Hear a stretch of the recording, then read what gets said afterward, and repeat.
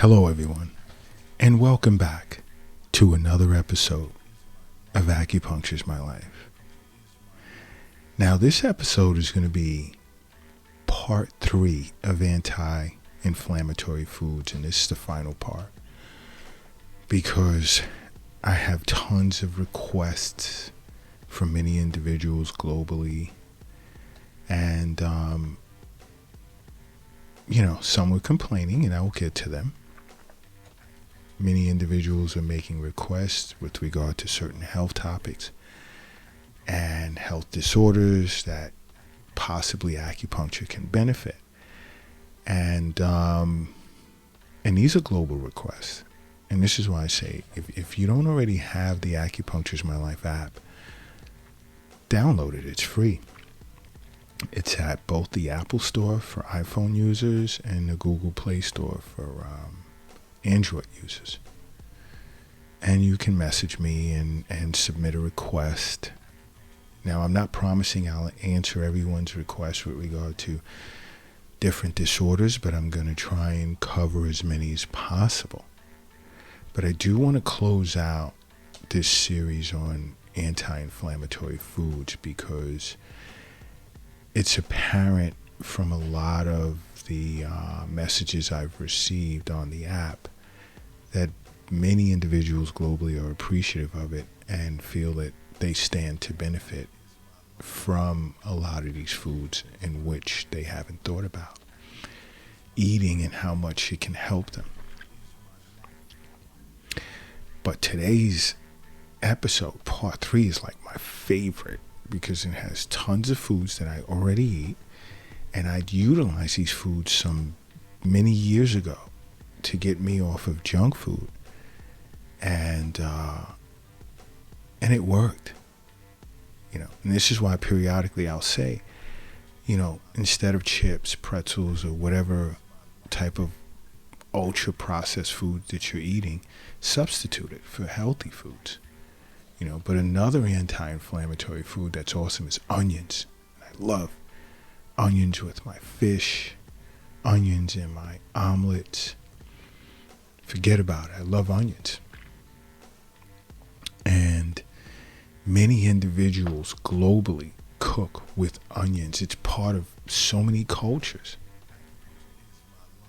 And it's also known for its anti-inflammatory properties as well. And it has, antioxidants such as quercetin, which is great for arthritis as well as asthma. Now, another is spinach. All right. Now, the glycolipids in which spinach possesses serve as an antioxidant, and it has anti-inflammatory effects. And steamed spinach, you can juice it. Green juice, spinach, cucumber. You don't like the bitterness, so sweeten it up with, let's say, an apple. But steamed spinach, pinch of sea salt. Whoa, awesome. And it's healthy for you. Another is black beans. And this is black beans are popular when it comes to Mexican cuisine. I mean, it's a great source of fiber, protein, and antioxidants, which help prevent inflammation, of course. And there's many ways in which you can cook black beans, especially when you add it to salads. And to the surprise of many, you can make burgers out of black beans. Yeah. You can make burgers out of black beans. Now, another is sardines. Now, I know many of you in different countries are not fans of sardines, but sardines are loaded with omega-3 fatty acids, which is great for reducing inflammation. And you want to eat wild sardines, not the farmed ones. You want ones that's been caught in the ocean or wherever sardines like to hang out. You don't want farmed sardines. Sardines are great for you though, because it's all about just understanding that health as well. Understanding that the wealth is not in the bank. It's not in the safe. It's not in your pocket. It's not in your purse. It's not under your mattress. It's not in the shoebox in the closet.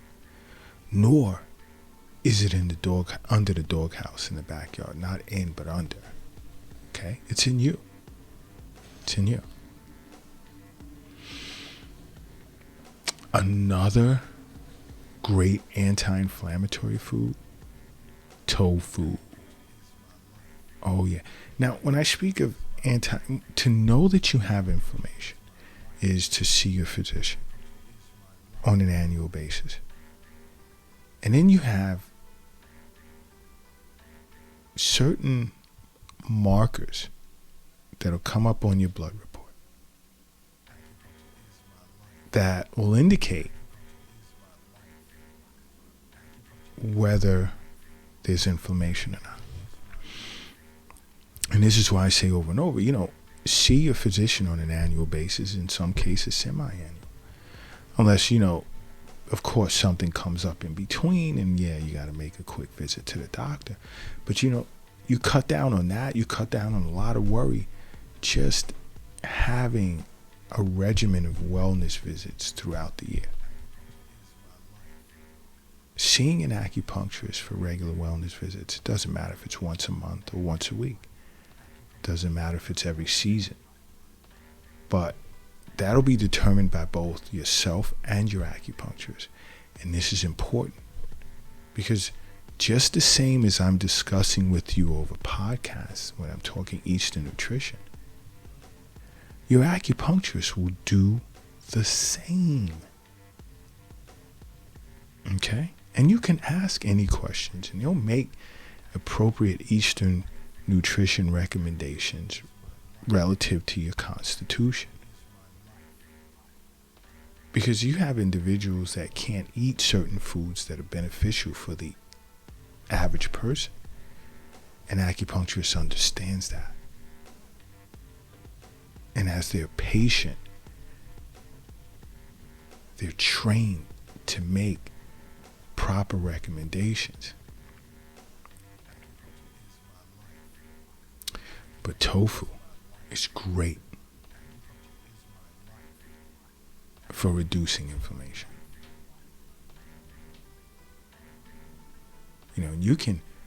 You can have tofu in soups. There are such things as tofu hot dogs. But tofu is great as well.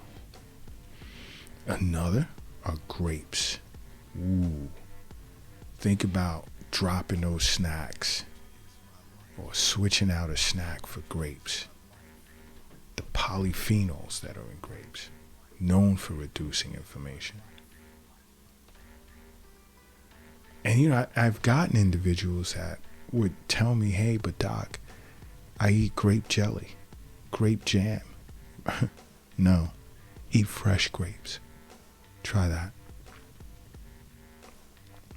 Fresh grapes. Oh, what's better for you? Another,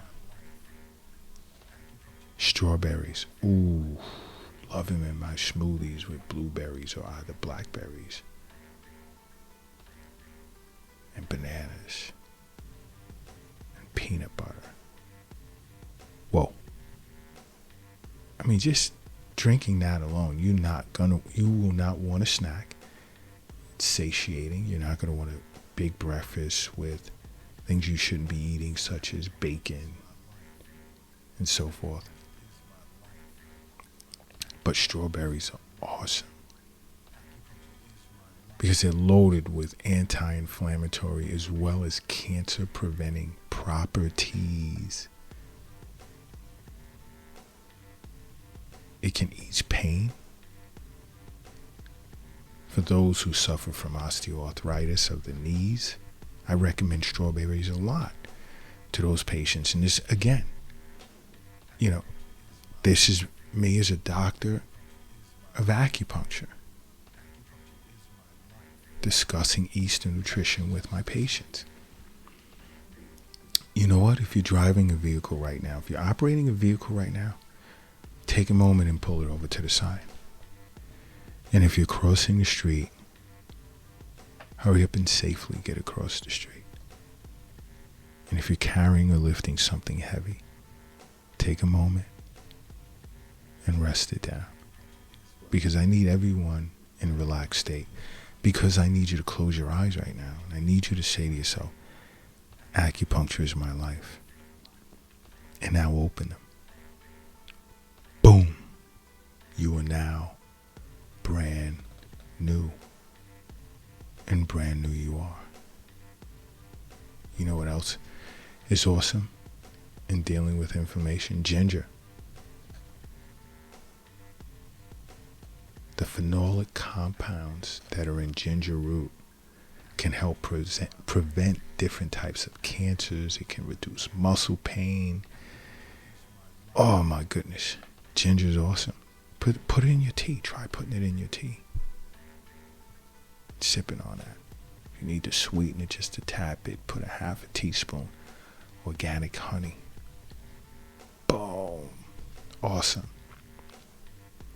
You know what else? Green tea. Green tea is great also for combating inflammation. Because the leaves of green tea contain an antioxidant called polyphenols.